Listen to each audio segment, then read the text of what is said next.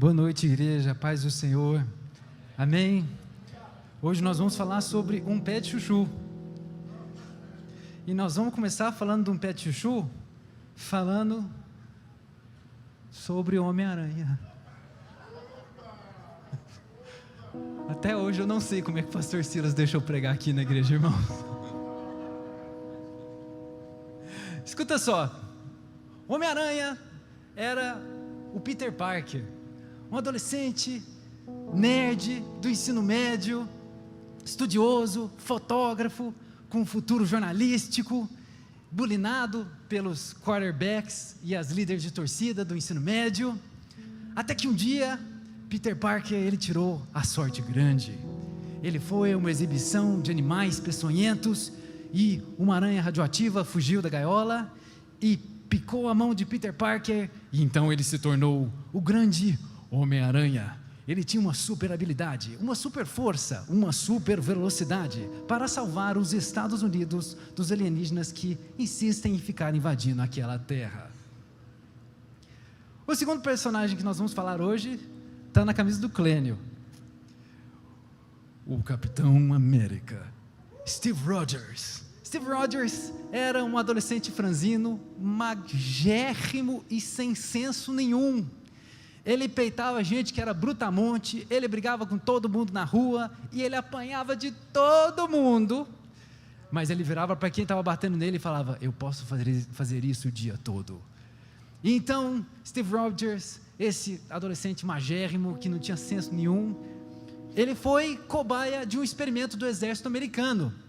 Ele tomou um soro, e através de uma máquina lá, ele virou este homem bombado, cheio de creatina e whey protein, o Captain America, que salvou os Estados Unidos da invasão nazista.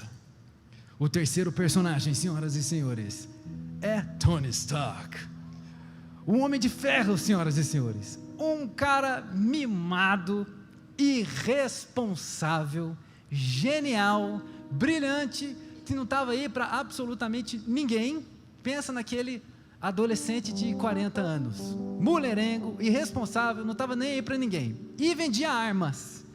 Aí ele foi viajar para vender mais armamentos, e uma facção terrorista lançou a arma de produção dele no lugar onde ele estava. Com a explosão, estilhaços da bomba pegaram no coração dele, mas, sorte dele, tinha um físico nuclear lá, que ele ligou o coração do Tony Stark numa bombina, num motorzinho. Então o coração dele não parava de bater. Então, com o tempo, Tony Stark criou um reator e colocou em seu coração, e criou uma armadura de ferro, e salvou o universo não uma, mas duas vezes, porque mais uma vez os alienígenas estavam invadindo os Estados Unidos, ou terra que precisa de salvação, segundo a Marvel.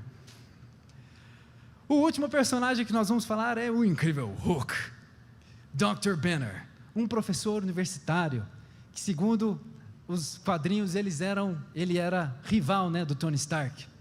Ele desenvolveu a bomba gama, e num experimento, no acidente da bomba gama, espirrou nele, e ele tinha um fator genético desconhecido, que ao invés de ele morrer, ele se tornou um grande homem, forte, entupido de bomba e whey protein, que ninguém vencia. Irmãos, você já parou para pensar que essas histórias de super-heróis, muitas vezes, de uma hora para outra, era um Zé Ninguém, e aí do nada ele virou um super-herói? Era um adolescente do ensino médio, tomou uma picada de aranha, criou superpoderes. Era um adolescente magrinho, teve um experimento, criou superpoderes.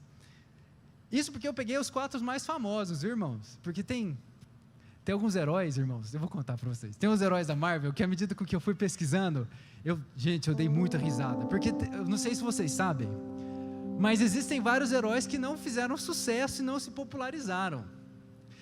Tem um herói, por exemplo, que o nome do cara é o Homem Meteoro. Sabe como é que ele conseguiu os poderes dele? Ele estava andando na rua, um meteoro caiu na cabeça dele, pum! E aí ele, superpoderes, virou um Homem Meteoro. O segundo, ele era chamado de Nightman, o Homem da Noite. E esse Homem da Noite, olha que história, gente. Como é que a pessoa pensa nisso? Ele estava dirigindo o carro dele, Aí de repente um cabo solta de um motor e pega na cabeça dele. Ao invés dele morrer, ele absorve a energia do motor do carro. E a partir de então ele tem superpoderes para discernir a intenção das pessoas se elas tinham intenções maliciosas. De uma hora para outra, Nightman. Mas a minha favorita, senhoras e senhores, é uma super-heroína chamada Free Spirit. Também da Marvel, viu? Claro que nunca fizeram filme com ela. Olha só como é que ela conseguiu os poderes dela. Ela gostava muito de fita, sabe aquelas fitas de rádio antigas? Ela gostava muito de fitas de rádio de autoajuda. E ela ficou ouvindo essas fitas de rádio de autoajuda, só que ela não sabia que as fitas de rádio que ela tinha comprado eram radioativas. E à medida com que ela foi ouvindo essas fitas de rádio de autoajuda radioativas, ela sofreu uma lavagem cerebral e ganhou superpoderes. Cuidado com as fitas de autoajuda, hein, irmãos? Várias histórias, irmãos, de pessoas que não eram ninguém, e de uma hora para outra, viram um super-herói, adquiriu poderes, uma capacidade sobre-humana, uma capacidade que ele nunca tinha antes.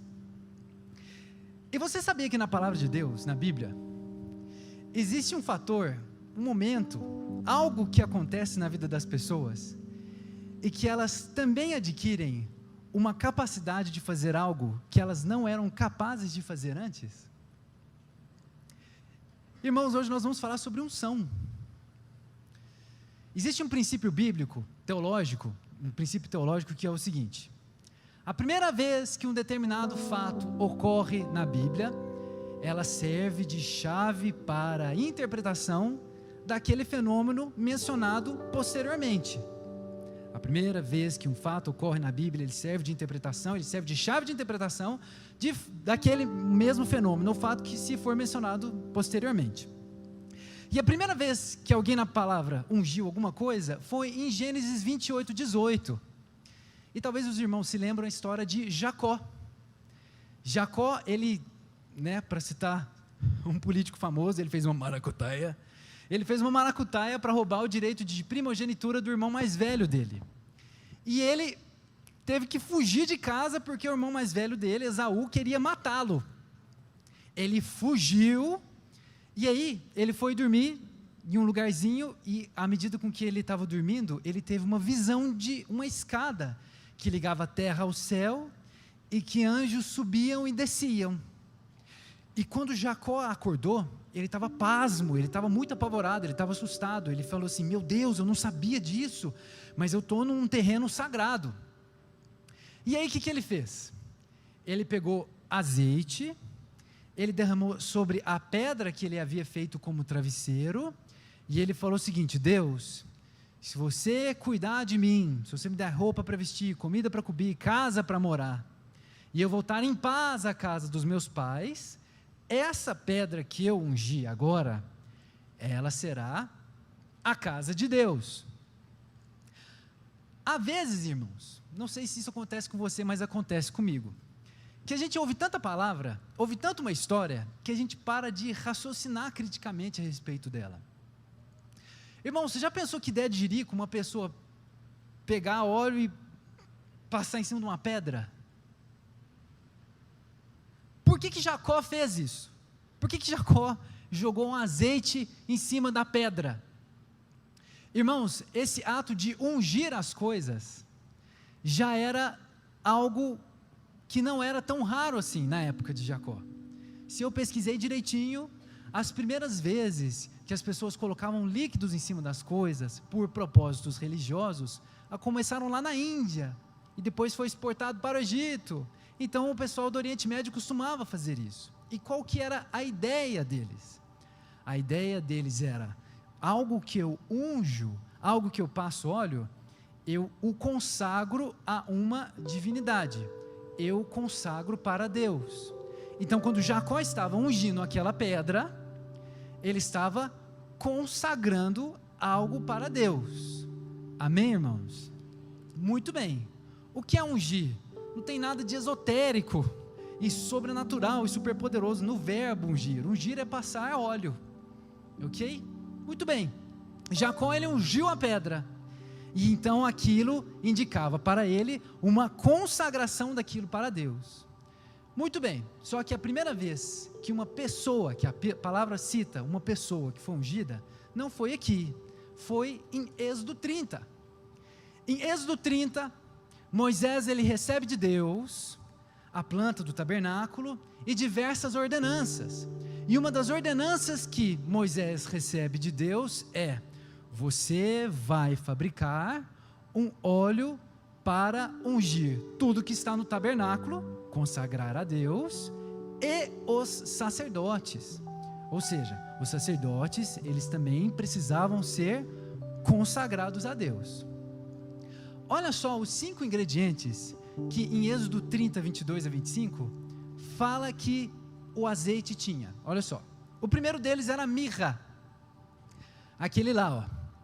É uma goma árabe, vegetal, no hebraico fala mar. Irmãos, eu não falo hebraico, se eu estiver falando errado aqui, me perdoa, viu, irmãos? Mar, ela significa amargo, e ele era utilizado para purificação. Se você conhece a história egípcia, os egípcios eles eram famosos por embalsamarem os cadáveres, para manter aquele cadáver por conta da fé do que eles acreditavam, que havia uma ressurreição, etc. Bom, eles passavam mirra nos cadáveres. Mas por que eles passavam mirra num cadáver? Porque a mirra, ela tem propriedades repelentes. Então, se você passa mirra num cadáver, se você passa esse produto, os insetos não vão lá. Talvez seja por isso que as múmias egípcias, que desenterram de sarcófago milhares de anos depois, você vê que ela ainda está, ela tem pele ainda, ela não está intacta, mas ela está muito conservada para quem morreu há 3, 4 mil anos atrás. Essa era a propriedade da mirra. A segunda era a acácia, que em hebraico significa vequidá, que significa partir, separar, descascar. A palavra no hebraico significa isso. A terceira é a canela, que a gente tem hoje e é fácil de encontrar no mercado. Mas naquela época, essa canela era muito rara de ser encontrada. A canela, ela acentua os sabores e o cheiro dos ingredientes daquilo onde ela está inserido. A canela era importada do Sri Lanka, para você ter uma ideia, do quanto era raro e difícil encontrar isso. Mas tinha no óleo da unção também. Em quarto lugar, essa cana aromática, ou cana doce, o quenê. A tradução é um bordão, um talo, uma vara.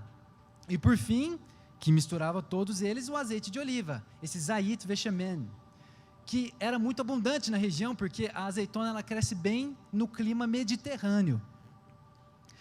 Agora, irmãos, muito bem, por que as pessoas eram ungidas com esse óleo? Nós vamos falar mais sobre esses ingredientes um pouquinho mais para frente. Mas qual que era a função de ungir as pessoas com esse óleo? No Antigo Testamento se ungiam profetas, reis e sacerdotes. Irmãos, a unção, ungir com esse óleo, identificava aquela pessoa como consagrada a Deus para um determinado propósito, para um determinado ofício.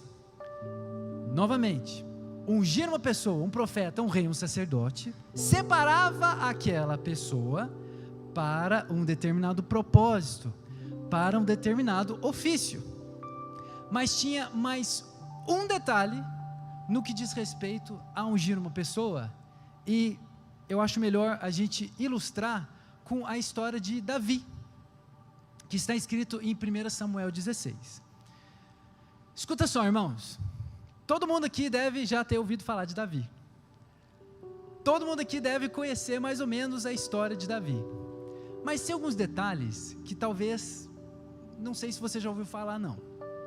Vamos lá.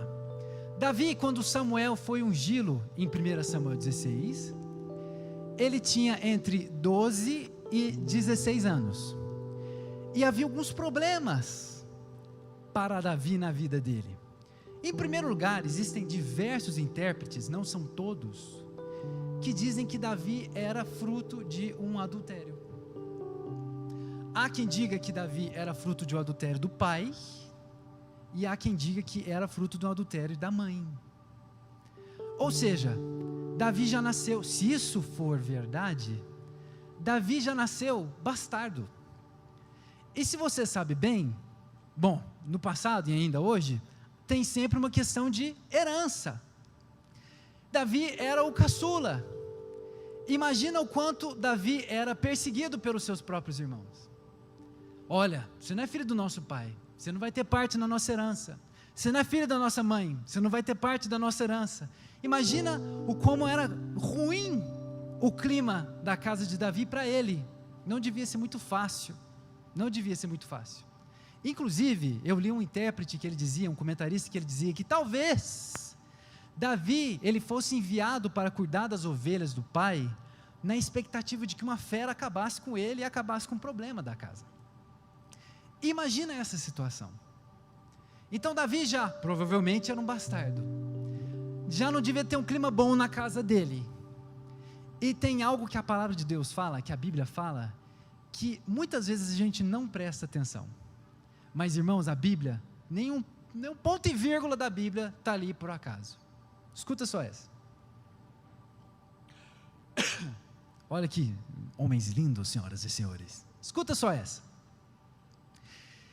Há uns 30, 40 anos atrás, fizeram um experimento muito interessante. Eu adorei ler esse experimento, um artigo que eu li há bastante tempo também. Eles encontraram uma tribo, que eu não lembro a região, não lembro se era na região africana, mas eu acho que era numa região perto da Indonésia. Sabe aquelas ilhotas que tem perto da Austrália, perto da Indonésia, perto da Nova Zelândia? Muito bem.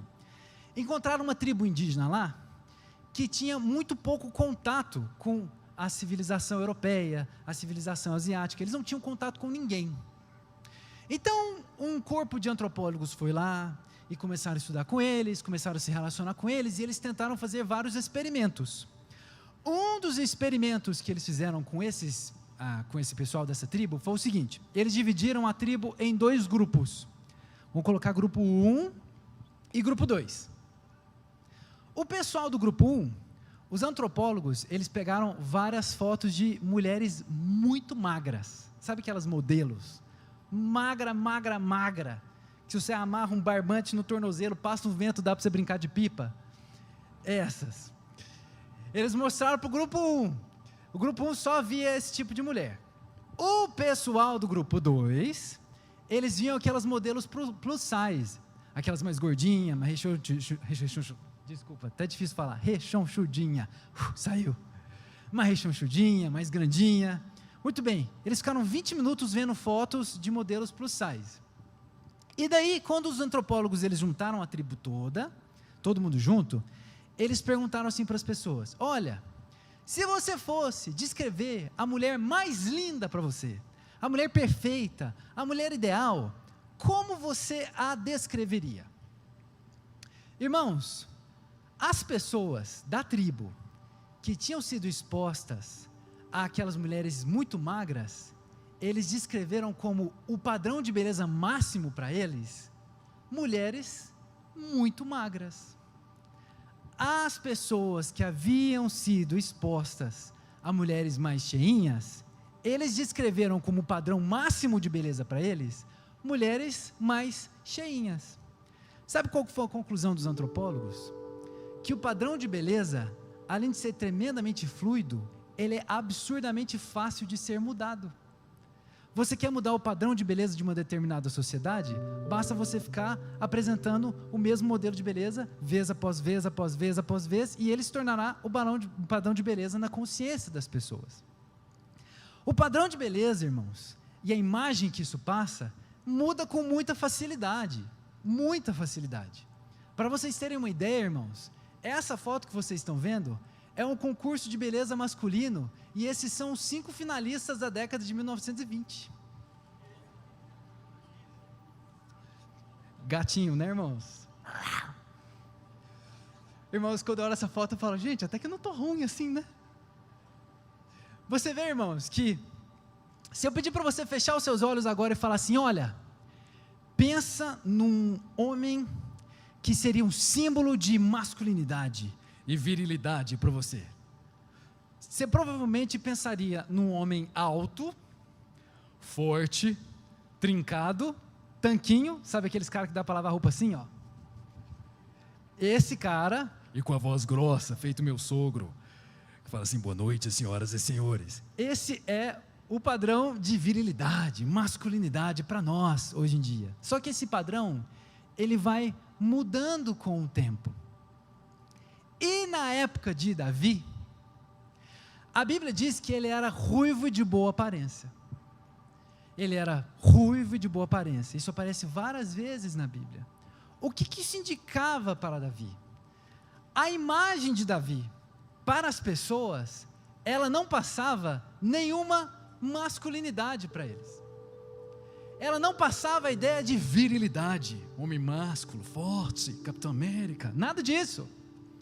A imagem de Davi passava uma imagem de tadinho dele. Ou seja, já não bastava ser bastardo, Davi ainda tinha uma aparência nada opulente. Ele tinha uma aparência que não fazia a menor diferença, era ridicularizada, era nada notória, completamente irrelevante. E a Bíblia repete, ele era viúvo de boa aparência, viúvo de boa aparência. Por conta disso, ele não era alguém que chamava a atenção. Mas um dia Davi foi ungido pelo profeta Samuel. E uma coisa interessante, irmãos, é que Davi ele foi ungido no capítulo 16, e no 17, Davi está matando o gigante Golias. E aí ele vira músico no palácio real. Aí ele acaba entrando para o exército. Ele se torna popular. E as pessoas começam a cantar: Saul matou os seus milhares, mas Davi matou os seus 10 milhares. E ele começa a assumir postos maiores. Ele é perseguido, mas ele acaba sendo vitorioso. Ele se torna rei de Judá. Ele se torna rei de todo Israel. Vitorioso, conquistador, cheio de honrarias, cheio de conquistas. Uma história notória. Um dos maiores reis de Israel, se não o maior rei de Israel. A unção, ela não somente consagra e separa para um propósito e um ofício divinos. A unção, ela capacita para vivenciar o ofício e o propósito divinos nas nossas vidas. Amém. Mas vão ouvindo isso. Eu contei para vocês que Davi, ele provavelmente, pode ser, pode não ser, era um bastardo. A aparência dele não chamava muito a atenção. Você já pensou, irmãos? Sério, raciocina comigo. Você já pensou como é que foi? Como é que ficou o clima da casa de Davi? Depois que Samuel foi lá, ungiu ele rei e foi embora. Como é que você pensa que ficou o clima da casa de Davi? O quanto ele provavelmente foi caçoado, perseguido pelos irmãos, e quantos irmãos podiam ficar perto dele e falar: ah não, mas agora você é ungido, né? Certamente Davi ele encontrava sossego na solitude. Certamente Davi encontrava muito mais sossego com as ovelhas, distante. E ao contrário, irmãos, da unção Marvel, que de um momento para o outro a pessoa não tinha nada e se torna um super-herói, a capacitação de Davi e as outras que constam na palavra é um processo. É um processo. É um processo. É um dia e mais outro dia e mais outro dia. Davi provavelmente tinha entre 12 e 16 anos quando ele foi ungido rei, e provavelmente ele assumiu o reino em torno de 15 anos mais tarde. Davi foi sendo treinado e foi um processo na vida dele. Muito bem. Irmão, só um instantinho. Eu falei para vocês que a unção, ela é um sinal para consagração a Deus de algo ou de alguém, e que a unção, ela capacita-nos para viver os propósitos de Deus e o ofício dele. Muito bem, mas você sabia que no hebraico a palavra ungido é aquela primeira ali, ó, Mashiach, ungido. No grego, ela foi traduzida como Christos.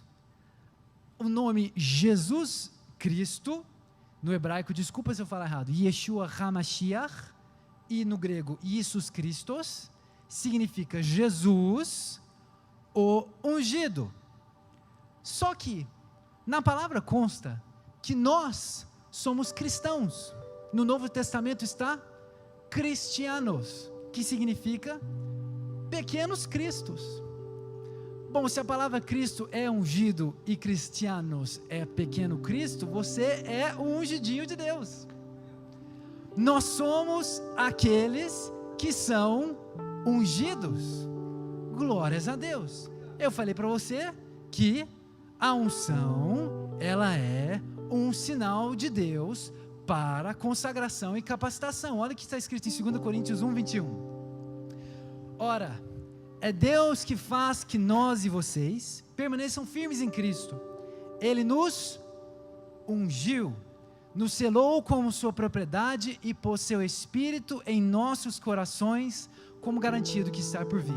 Em Efésios fala que nós fomos ungidos em Cristo pelo Espírito Santo. Então você foi ungido. Glórias a Deus. Ok, muito bem, glória a Deus. Mas o que significa ter a unção de Deus? Bom, como nós estamos falando e refalando e falando novamente, a unção de Deus na sua vida significa que você foi consagrado para um propósito específico, um ofício específico para Deus, e que Ele capacita você para viver o ofício que Ele tem para a sua vida. Ele capacita você para o propósito que Ele tem para a sua vida. A segunda pergunta é: como desenvolver esta unção? E é aqui que a gente volta para o azeite do Antigo Testamento. Olha isso aqui, irmãos. A gente falou que a mirra, ela tem a propriedade que repele insetos, né? Que ela era de fabricação para purificação. Irmãos, para que nós venhamos desenvolver a unção de Deus na nossa vida, o primeiro passo é pureza. O primeiro passo é buscar uma vida de pureza. Assim como a mirra repelia insetos, nós precisamos viver uma vida em que buscamos repelir o pecado das nossas vidas. Como eu posso desenvolver essa capacitação que Deus tem na minha vida? Em primeiro lugar, uma vida de pureza. Em segundo lugar, acácia. Acácia significa partir, separar, descascar. Eu já falei aqui num culto do amigo passado, o pastor Silas vive falando isso. A palavra santo no hebraico, kadosh, significa separado. Separado, irmãos, do mundo, mas não separado geograficamente. Não significa que para ser santo, a gente precisa, todo mundo, sair daqui, virar um ermitão, abrir um monastério e ficar distante de todo mundo. Não é isso. É uma separação de comportamento, separação de mentalidade, separação de atitude, separação de escolhas. Você quer desenvolver a unção que Deus tem na sua vida? Procure ter uma vida em santidade. Olha o terceiro aspecto. O terceiro ingrediente era a canela. E a canela, ela acentua os sabores presentes de um determinado óleo, do azeite. Muito bem.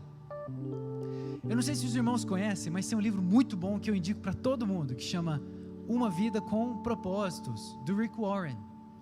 E ele fala uma coisa muito interessante nesse livro, que é o seguinte: você nasceu com dons inatos, dados por Deus.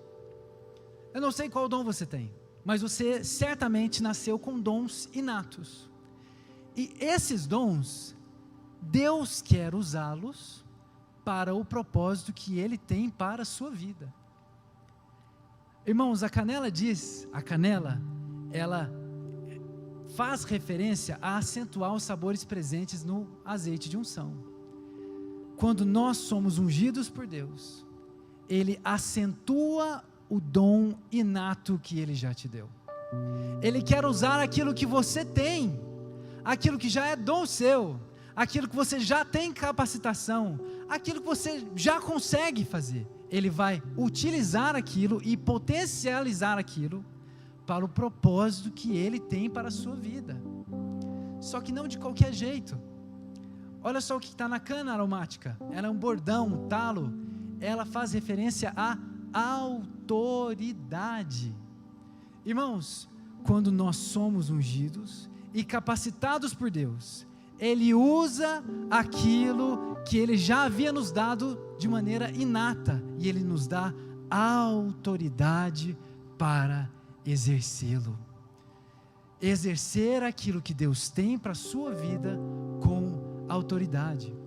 Irmãos, talvez você nunca tenha o chamado de ser um pastor de uma igreja.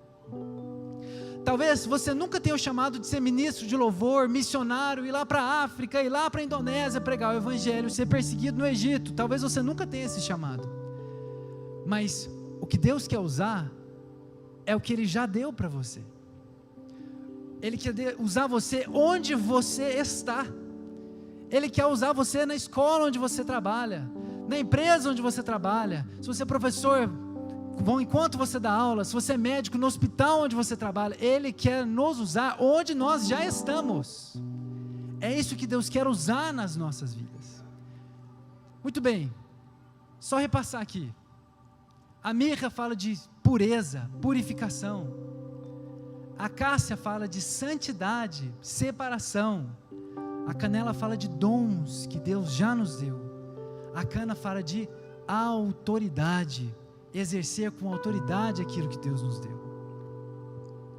E o azeite de oliva, irmãos? O azeite de oliva é aquilo que unia todos os ingredientes. Mas como é que você consegue o azeite de oliva? Como é que aquela azeitoninha, ela vira óleo? Assim, irmãos. A azeitona, ela virava óleo dessa maneira. Eles colocavam as azeitonas e eles tinham que prensar a azeitona. Tinha que fazer pressão na azeitona. Passar com essa pedrinha aí em cima da azeitona uma vez, 2 vezes, 3 vezes, quantas vezes fosse necessária, e pressionando, e vai e pressiona de novo, e outra vez, e mais uma vez, e mais outra vez, e era assim que se obtinha o óleo do azeite. Como desenvolver a unção de Deus nas nossas vidas? Irmãos, quando nós buscamos unção, Deus manda pressão. E a pressão dói, irmãos. E a pressão dói. E a pressão machuca. E a pressão não é difícil de não é fácil de tolerar. A pressão é pesada. A pressão é algo que não é gostoso, ela incomoda. A pressão dói. Para que haja unção em nossas vidas, muitas vezes nós precisamos suportar pressões que Deus permite que haja. E eu coloquei aqui, irmãos, 3 pressões que Deus permite e que Deus espera de nós. A primeira prensa é a prensa de dizer não. Irmãos, eu e você, nós precisamos aprender a dizer não. Irmãos, o pecado, ele é um vício, e o pecado, ele é gostoso, porque ele satisfaz a alma, mas nós precisamos aprender a dizer não, e esse não, ele dói. Dói, irmãos. Dói se você é uma pessoa viciada, você falar não, eu não vou mais fazer isso. Dói se você é uma pessoa fofoqueira e linguaruda. Às vezes você tem uma fofoca novinha para contar, mas você engole e fala: não, eu não vou fazer isso mais. Eu não vou continuar assim mais. Eu sei que isso aqui entristece o Espírito Santo, então eu vou começar a dizer não. Dói. Isso dói. Dói. Dizer não para o pecado dói. Dói se você é uma pessoa que gosta de acessar coisas adultas no seu celular, e você recebe uma mensagem de alguém que sabe que te mandou algum videozinho, e você fala: eu não vou ver isso aqui, eu vou dizer não. Irmãos, é preciso aprender a dizer não. Não para inveja, não para fofoca, não para pornografia. Irmãos, isso não é normalizado não, viu, irmãos? Não para pornografia. Há muita gente, irmãos, que acha que isso é normal, que é comum, está tudo bem. Você quer que haja unção na sua vida?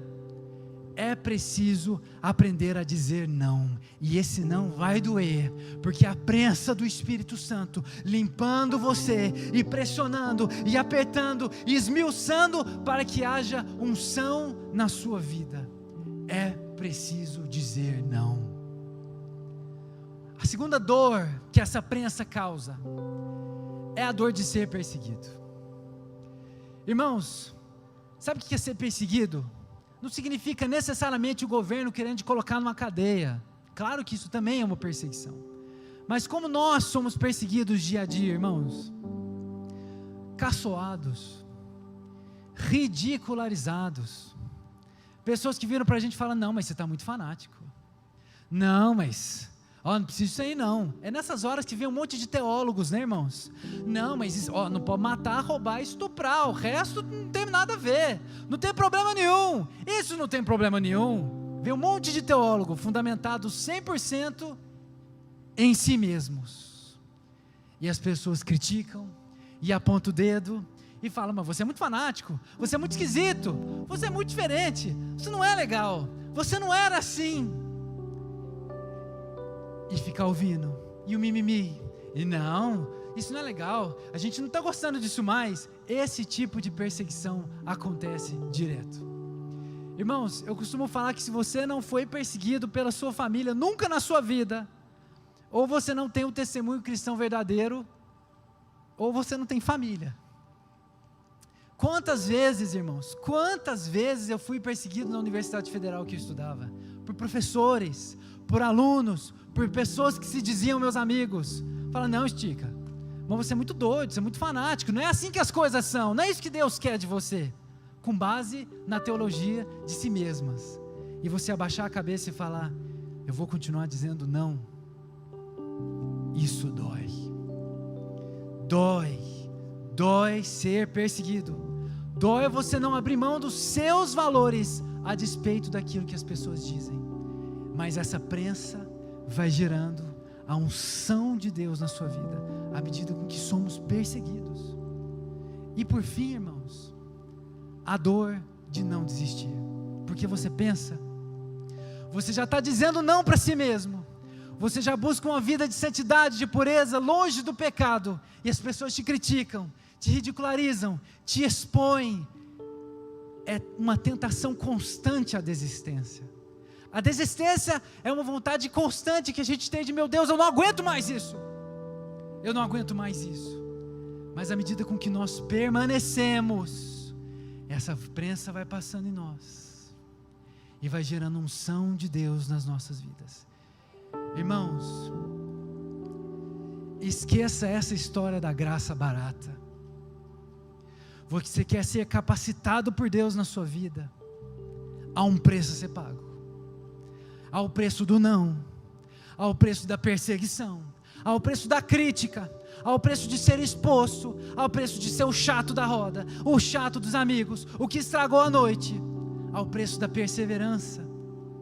Há um preço a ser pago, para que nós sejamos capacitados ao ofício em que nós, enquanto cristãos, fomos consagrados para exercer.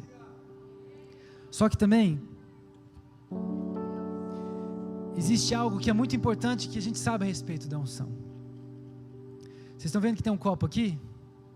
Está dando para ver daí também? Está dando para ver aí, Anderson? A unção funciona da seguinte maneira: você vai renunciando à sua preguiça, e vai tendo uma vida de oração com Deus, e você vai sendo perseguido, você não desiste. Você vai dizendo não para si mesmo, vai meditando na palavra, vai orando, vai congregando na igreja, vai buscando a presença de Deus e mais de Deus, e você é ridicularizado, mas não desiste. Todo recipiente que tenta conter algo que é maior do que ele, transborda, e transborda, e transborda, e transborda, e transborda, e transborda, e transborda, e as pessoas à sua volta vão falando: mas o que é isso? Você é diferente, tem uma energia diferente na sua vida, tem uma aura diferente, você fala diferente, você pensa diferente, existe algo na sua vida que eu não sei o que é, mas eu quero essa vida que você tem. A unção, ela transborda.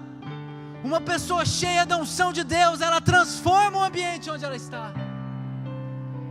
Você tem transbordado, irmãos? Sabe como você pode descobrir isso? Você tem sido diferença onde você está? Ou você é só mais um? A unção de Deus, ela não fica contida em nós.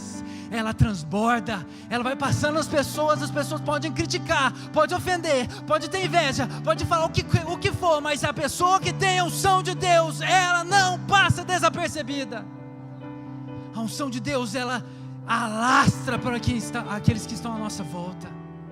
Essa é a unção de Deus, é uma capacitação, é uma consagração, é uma separação de Deus, mas é para mudar o mundo.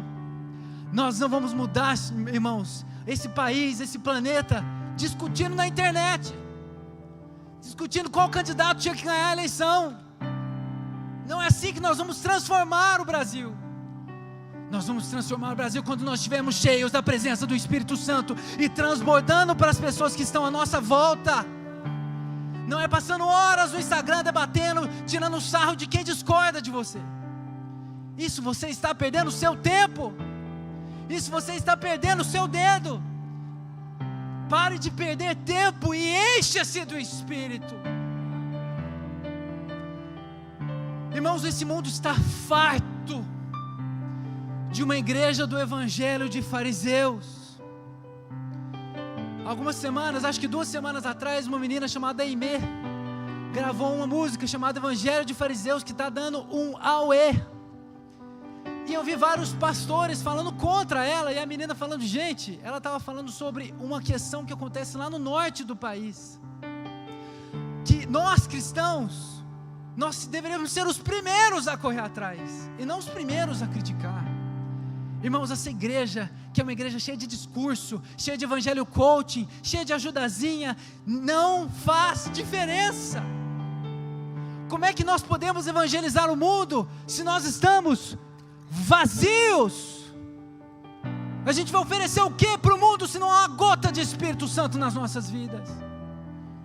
Que diferença vai fazer uma igreja que não busca a presença de Deus? Sabe o que é o pior do que aconteceu, irmãos, dessa música, que provavelmente todos aqui já têm ouvido falar? É que a igreja é uma música que fala contra o sistema, e a igreja, ela falou, isso mesmo, tem que falar mesmo contra o sistema, está errado, tem que mudar mesmo. Só que, irmãos, o que a música está falando é de nós mesmos. O esquema não é que as pessoas têm que ser mudadas, as pessoas têm que ser transformadas, elas têm que mudar de ideia. Não sou eu que preciso ser transformado, sou eu que preciso criar vergonha na minha cara, sou eu que preciso me encher do Espírito, sou eu que preciso ter a unção de Deus. Há um preço a ser pago, há um preço a ser pago, e quanto dele nós temos pago? Ou será que meu conforto é muito mais importante do que a presença de Deus e a mudança das pessoas que estão à minha volta? Será que minha preguiça é mais importante do que a transformação das pessoas que estão à minha volta? Ou será que eu me importo muito mais, eu fico muito mais horas assistindo vídeo de política do que aos pés do Senhor, buscando que Ele me encha para que eu possa transformar vidas? Não chega dessa igreja, irmãos. Não estou falando da Monte Hebron, estou falando de todos nós. Uma igreja vazia, uma igreja que só tem aparência, mas não tem conteúdo, irmãos. Muito dificilmente, talvez você encontre uma pessoa que fala assim, comida que eu mais amo nessa vida é o chuchu. Alguém conhece alguém que a comida favorita é o chuchu? Eu também não. E muito dificilmente você vai encontrar alguém que fala assim: olha, eu como qualquer coisa, menos o chuchu. Só essa pessoa teve um evento traumático no passado dela com essa planta. Porque o chuchu, irmãos, ele não tem sabor nenhum. Pensa num troço sem graça. Se você põe alho, cebola, sal e pimenta, qual que vai ser o sabor de chuchu? Alho, cebola, sal e pimenta. O chuchu é uma planta sem graça, irrelevante, que não faz a menor diferença.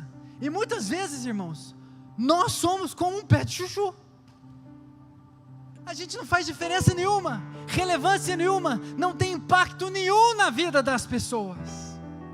A unção de Deus quer que nós deixemos de ser um pé de chuchu, que nós sejamos pessoas que impactam essa geração. Irmãos, não é a nossa capacidade, não é o nosso posicionamento político, não é o nosso nível de QI, é o nosso comprometimento. É o nosso comprometimento, irmãos. Até onde você está disposto a abrir mão de si mesmo, para que as pessoas tenham de fato o encontro real e verdadeiro com Jesus Cristo? Até onde você está disposto a largar de ser um pé de chuchu e fazer diferença onde você está?